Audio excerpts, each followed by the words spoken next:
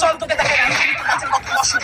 চল চল, পড়াশোনা করবি না তো রাজমিস্ত্রির কাজ করবি? পড়াশোনা বাদ দিয়ে যখন রাজমিস্ত্রি করেই খাবি তা পড়াইটা চল দেখি।